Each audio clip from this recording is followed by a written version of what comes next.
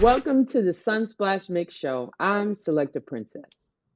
I am Ja Prince, and we usually have a musical guest that's an artist that plays an instrument. We love dancers. Today we Yeah. have the president of a record label, Sir Adam Gross. Welcome to Sunsplash Mix.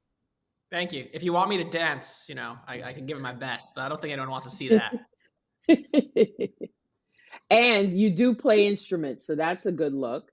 You I do. have Yeah, yeah, yeah. I've heard in quite a few interviews you say you have an ear. So tell me what instruments you play. I play guitar and I play keyboard and a little bass. Okay, Cool. okay. It's a little bit of bass. You know, the bass is actually what, I'm just going to say the ladies love it. Wives love bass. Just want to put that out there. Huh. Maybe that's why I don't have a wife. I don't play enough bass. You hear that, Mom? Oh yeah, you hear that? We love to talk about reggae music on this platform, and there is different reggae in different cities, territories, countries. Can you define maybe the reggae? What reggae do you know the most? You know Jamaica reggae, you know United States, you know global reggae.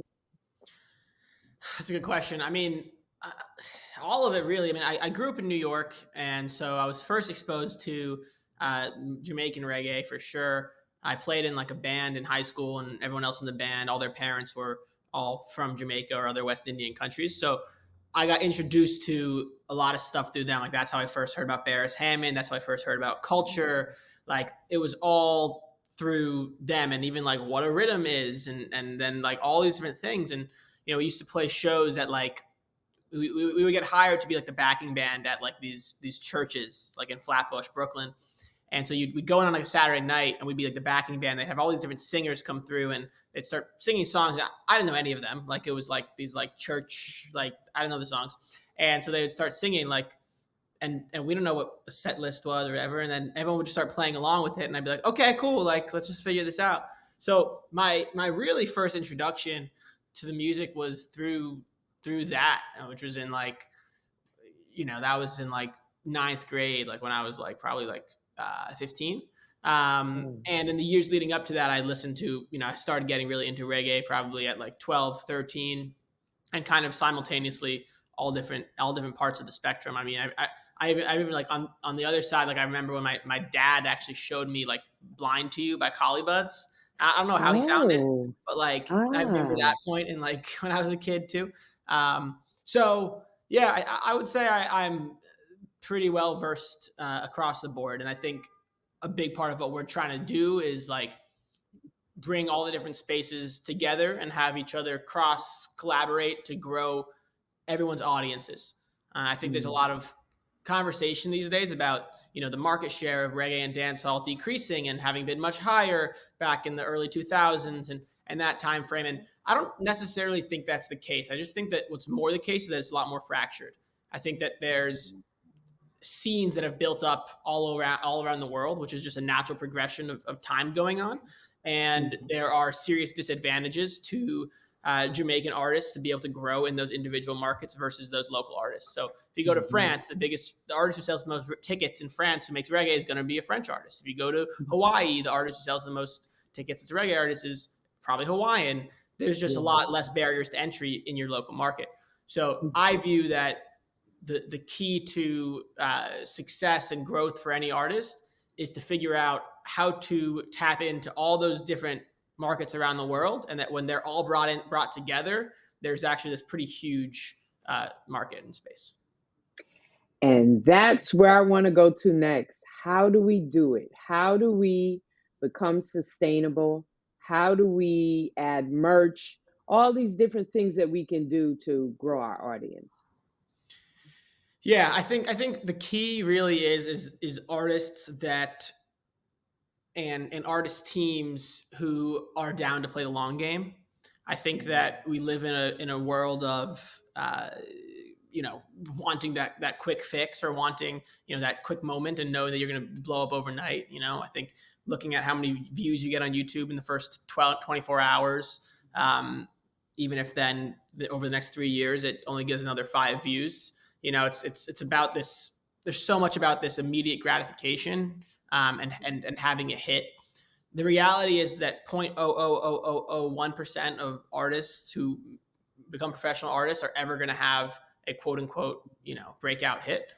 And you don't need to have that breakout hit to have a successful career. You just need to have a strategy to build and to create consistent, cohesive content of quality forever. And I think if people do that strategy, and they do it, in my opinion, independently, and they grow a catalog that they're actually making money off of, then they can actually make all the other best career decisions because they actually have some passive income coming in. So the key to growing audience is to put out consistently music that sounds like it should be for the same audience, so that you can grow audience and people can recommend it to other people and it naturally grows. Everyone's gonna be influenced by different things, but there still needs to be a sound that you have. And then, continuing to do that, make sure you're improving your production at every level, make sure you're improving your songwriting at every level, and then figuring out who the artists are that you can tap in with in different markets to try to grow together and to try to grow into these different markets. And once that's happening, and if artists are making some money monthly from their music, then you might go do a tour in a country where you're going to lose money because it's in your long-term interest of building those markets. And that's another barrier that's very challenging for people, is they're like, well, I can get paid X amount of money to do a show right here.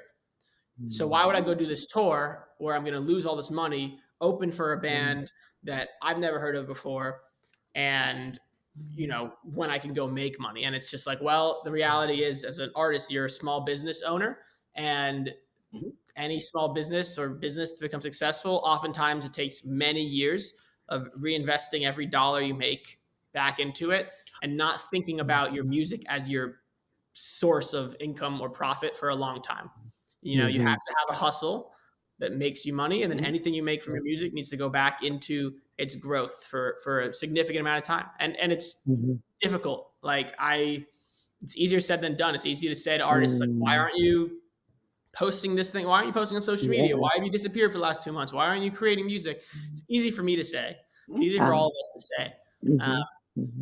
I've gone on the road before, and let me tell you, put me on the road for 10 days and it looks like I've been on the road for 3 years. It's hard. But there is a strategy and there's a way to make it work. If you're of the talent level, not everyone is. We like it. We like it. Here on the Sunsplash Mix, we're going to ask the question that Adam Gross, we hear you very eloquently and passionately talking about this. Some people are going to say, nah, it's just because, he's a president, and he's just giving his opinion because he wants people to sign to his label. And others like, no, I've never seen a president of a label talk as much as Adam Gross about this. So it must be something that he really, really believes in. Where is the balance? Are you sharing this information because I'm trying to get a couple more people signed? Or, nah, I'd be giving this information even if I wasn't president? I'll tell you this, if I wasn't doing what I did, I wouldn't know this information. I have spent too many hours over the past number of years studying this stuff and trying different things out, that there's no other way I would do that if I weren't in my position. My thing is, I think that if we can help artists, whether we work with them or not, grow their audiences, learn the tools and principles of audience growth, of A&R, of what deals to look out for, what deals to not look out for. If that happens and everyone can grow in this long-term process, it's a bigger ecosystem and everyone benefits from that.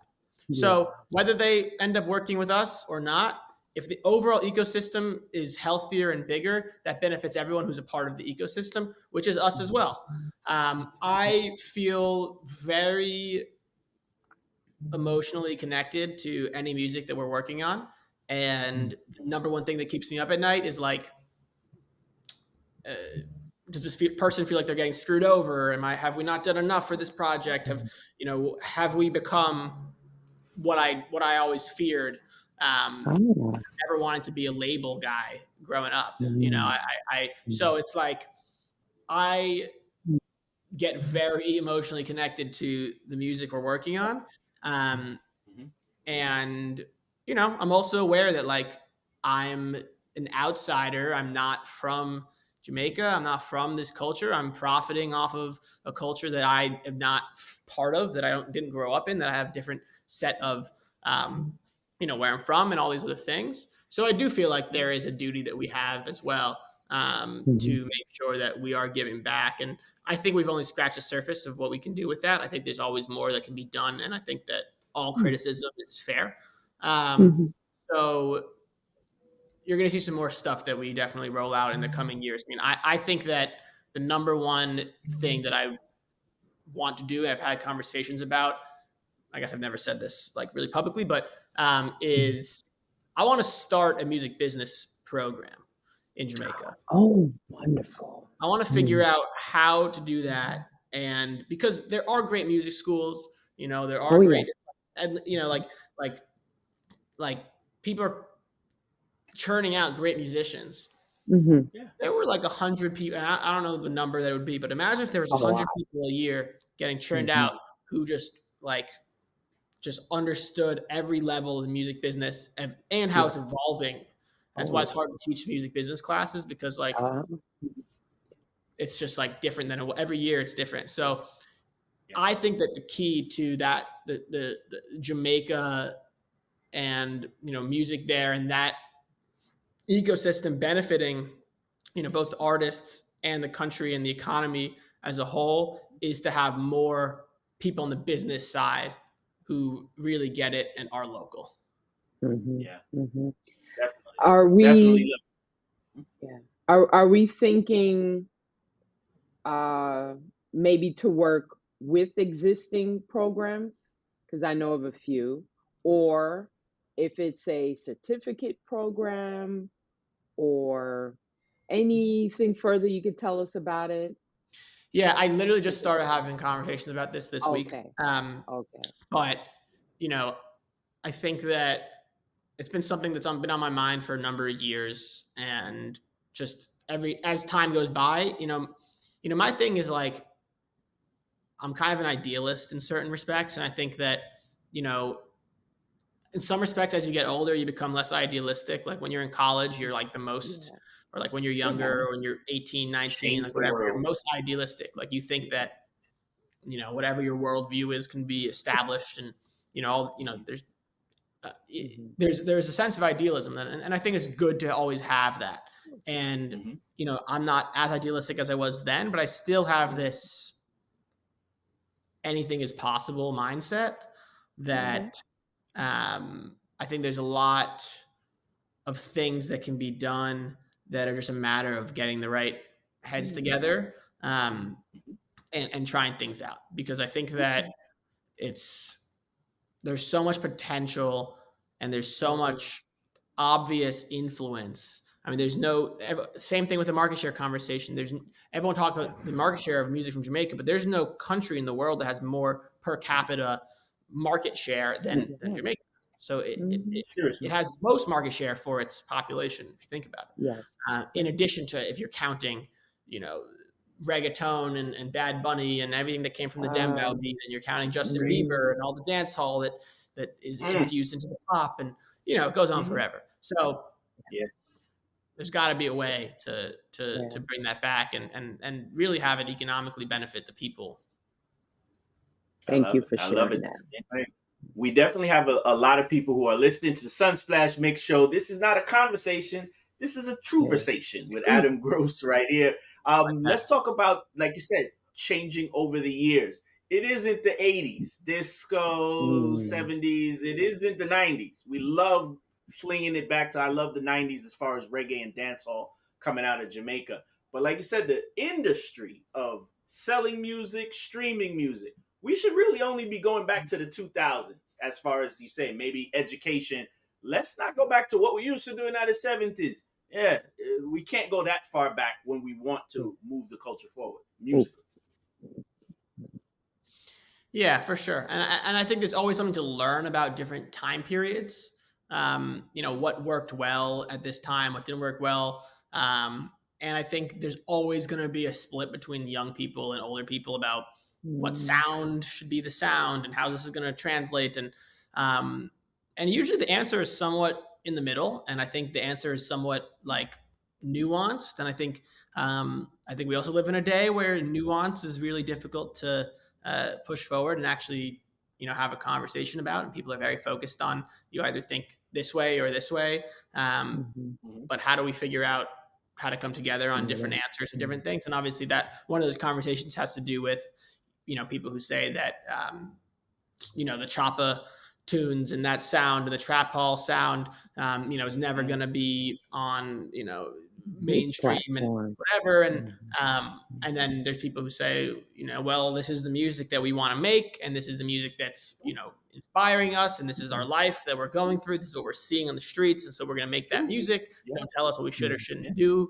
Like, it's like, your great uncle telling you to get off the lawn, it's like, so, it's interesting because you got to a point where, like, some of the top most Shazammed songs in New York City all summer were Drift and Taliban's. Correct. And it's I think that what we see from dance hall and that type of music is that you have a shot of creating something that goes really big. Like, you have a shot at that happening and going into top 40 radio in New York City and stuff like that. But the odds, the number of songs that do that versus the number of songs that are put out into the world, it's very minuscule. So I think that if you're shooting for that, if you're trying to win the lottery, okay, there's that. And then there's a handful that will happen with.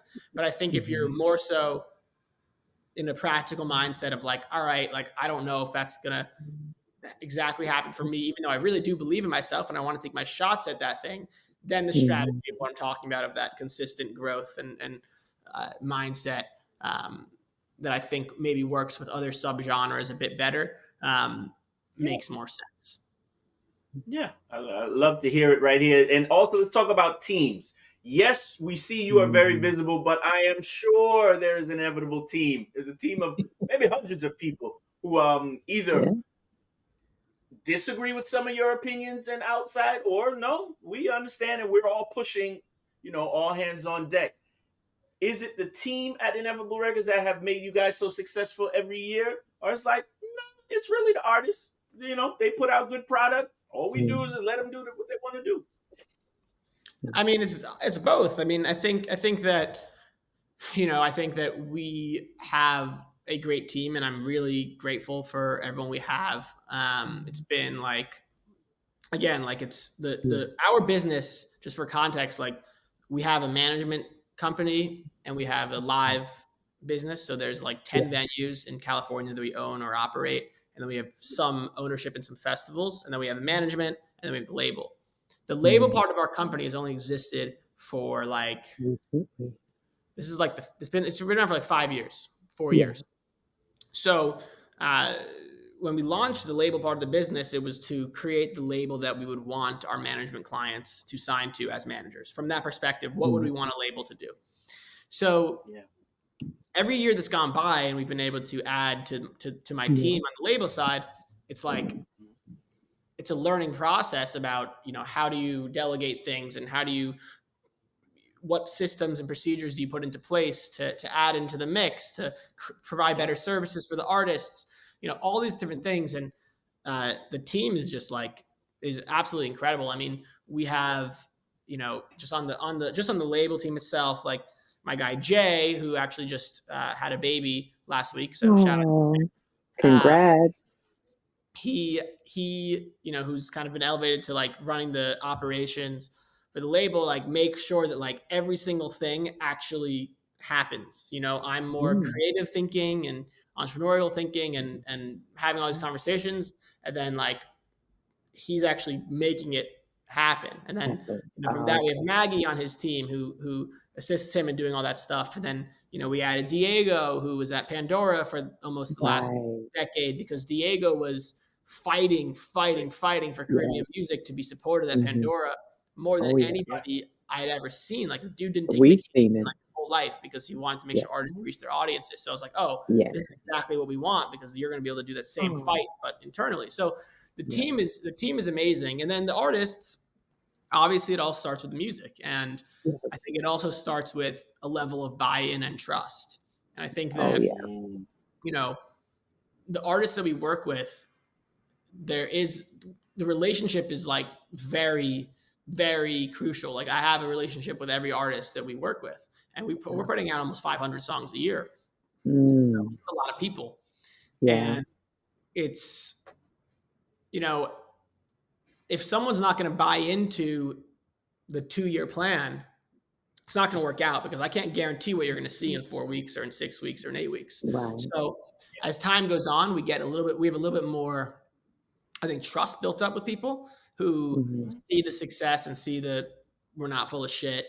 And then from there, it's like easier to push forth, I think, the ideas they want to, because ultimately we don't want to control, the artists have creative freedom, and it's their music. They have ownership of all the masters. They keep all the publishing, everything like that. And it all starts with them, but it also, having that buy-in is super crucial too. Well, one thing's for sure, it's a new day. And as much negativity and positivity that goes along with the digital age, I'm embracing it. We're here on the internet. We're using, different platforms to advertise music. What do we need to do to understand that maybe instant gratification isn't good, or we can embrace some new things, embrace some old things? We have to read, we have to have lawyers. What can we do to convince artists or their teams to move forward? Well, it's funny. I actually just downloaded this app on my phone last week. And basically what it does is anytime I click on certain social media apps, it pops up on the screen and it's like, take a deep breath. Are you sure you want to do this? And you press and counts down from 5 to 0. So the instant gratification culture, like it's the goal of all these platforms is to keep your attention on them for as long as possible. And every single time that one platform adds something to make it a little bit more addictive, the other platform has to do the same thing. So that there's just this race to the bottom of how addictive can we make the platform, right? So it's like, as soon as like YouTube adds the autoplay feature at the end of the video, Netflix, you don't even think of them as the same thing, but Netflix has to add it. As soon as TikTok has the scroll thing, Instagram has to change to Reels, and YouTube has to add YouTube Shorts. And so everyone's competing for attention, especially if it's a free product. We are the product, right? They want our eyeballs on there as long as possible because they can sell us to their advertisers. So the answer on the instant gratification things, it's really difficult in this world of ours where we're essentially, oftentimes we're kind of out of control of our actions. And I think that's what I'm trying to do with this app is I'm like, you realize sometimes you open your phone and you just immediately click, click, click, click. And you're not even, it's mindless. You're not even choosing to do it. You just know where each thing is. So this is like, I'm trying to figure out, like, as we all are, as we don't have the full effects yet or studies of what stuff is actually doing to our brains and what it's doing to children's brains who are growing up at such a young age. And so fingers.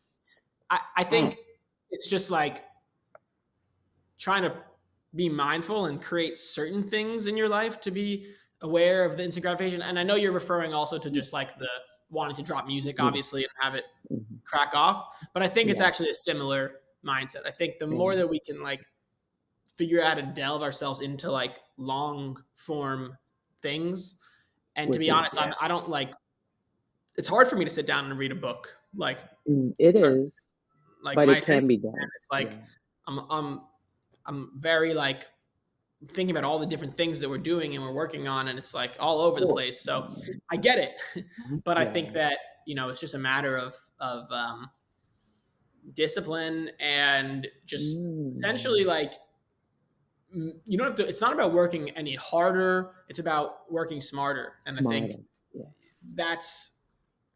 I think oftentimes people might not even take that route because they don't even know how to take that route. So and that's part of, as I say, about helping grow the ecosystem ideally. I got you. Living by the example. We only have them for a couple more minutes. Because again, this is not a conversation about the reggae music. This is a TruVersation, sharing information. And Adam Gross, again, there is things that are going on with merchandise. Now, Uh-huh. every artist probably heard, yeah, man, we gotta get some merch. I gotta change the twang, something. Yeah, man, we want some merch. We want to sell some shirt. They don't know nothing about selling shirts, Adam. And they really don't understand how to transfer the money from the merch back into themselves as a brand. If there was something you wanted to share, Yeah. how can you help an independent artist on their first album? They now should be thinking merchandise. Yeah. So the key is what we like to call the fan karma meter. Basically, the idea that, you want to be providing value to fans at all times for free. You want your music to people to feel like your music is affecting them at such a personal level that it's improving their lives, that it's making their lives easier, that it's helping them, and that they're getting cool stuff from you all the time. Every time they open social media, they're getting something for free. Every time they open their email list from you, they get something for free. Or do you have a WhatsApp, one of these WhatsApp broadcast channels, text marketing? Like, it all starts with those principles of marketing. So, like, for instance, you shouldn't only be focused on social media.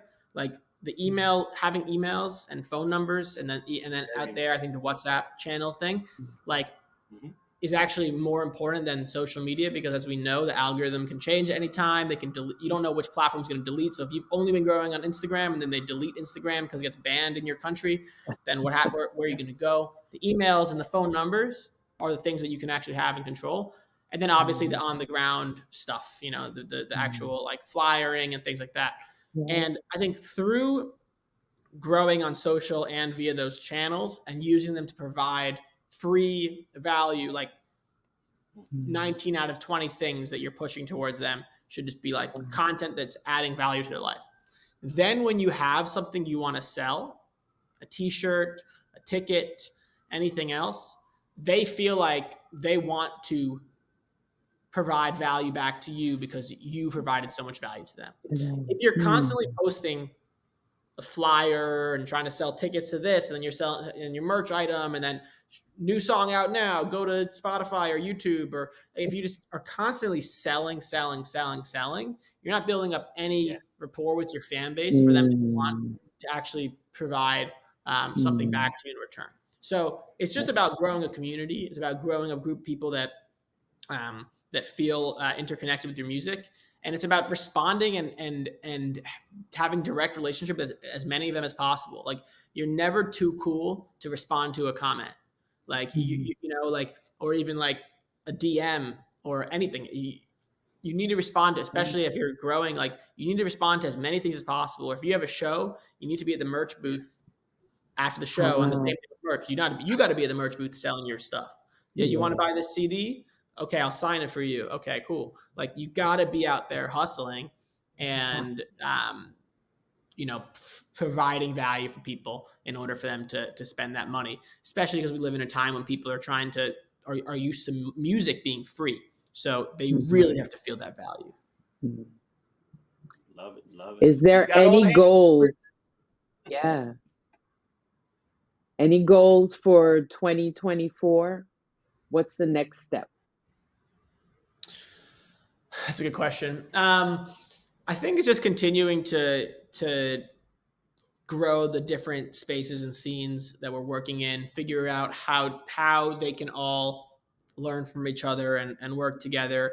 One thing I was really excited about that we did this year was, and this is more soca music and music from Trinidad, but with Kes, one thing we did was Kes had this song called Licky Ticky, one of my favorite songs, and I always felt that Hawaii would like soca if they knew what it was. And I always felt that Trinidad and soca space would like a lot of the music coming from Hawaii if they knew what it was. So we took that Licky Ticky song, I sent it to one of my favorite producers, J-Vibe. J-Vibe flipped it into a reggae version. And then we got two of the biggest artists in Hawaii, Maoli and J-Bug, on that song. And dropped that version of the song, which is actually now streaming better than the original one. And it's all of a sudden all over terrestrial radio in Hawaii, because terrestrial radio, like Trinidad, is very important. And when you turn on the radio in Hawaii, all you hear is Hawaiian reggae artists. So those are the type of things that can be done to grow all the spaces where everyone benefits. I think even with the Cali Roots Rhythm project that got the Grammy nomination this year, like the purpose of those projects is to bring in artists from all around the world into one thing, same thing, to promote each other's music. I think that the more projects we can do like that are exposing different people to different places, like that's what's necessary. Because honestly, the goal of that project was not like Grammy thing it feels great. It's very exciting, of course. But like we never really played the like game and the politics of it.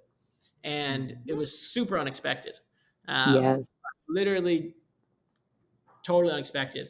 But it's like it shows the power of unity. And it shows the power of, what can happen if you have these different artists whose audiences don't know anything about each other, all in the same place, pushing together. So these kinds of things. Kudos. Bringing these things forward, figuring out what else we can do to, I think, grow the overall ecosystem. Definitely going to hear a lot more stuff that we're doing coming from Jamaica. Although we're already doing a lot, but a lot more in the next year. We'll see. There's always conversations happening. So like the answer could be totally different in 6 months. That sounds so good. And congratulations on that. You have certainly brought some fresh air into the reggae music industry. And when I say reggae, that also includes dancehall. But anyway, in our space, and I'm thankful and congratulations. And I know because of your various conversations, there's always room to learn. There's always room for improvement. So how can people get in contact with you? Well, I don't know about submitting music, or if they want to purchase or know what your roster of artists are, or the website to your company. How can we get in contact with you? I'll say this. My email address is adam@ineffablemusic.com. Now, will I respond to every single email I get? No. Will I listen to a song from anyone that emails me a song? Absolutely. So always here. You can follow me on Instagram. I try to share as much information as I can over there. Our website is ineffablemusic.com or ineffablerecords.com. We're on socials at Ineffable Records and at Ineffable Music for the overall company. There it is. I hope I don't regret giving my email out, but I have found some really cool stuff. I've found some really cool stuff from people like just sending emails that I've never heard of. I'm sure. Yeah, I'm sure. Yeah. There's a way to filter it out. You can figure it out. He's going to have a team for that. We're going to have to build an AI or something, filter through frequencies. And this is actually not Adam. This actually is the AI version of me.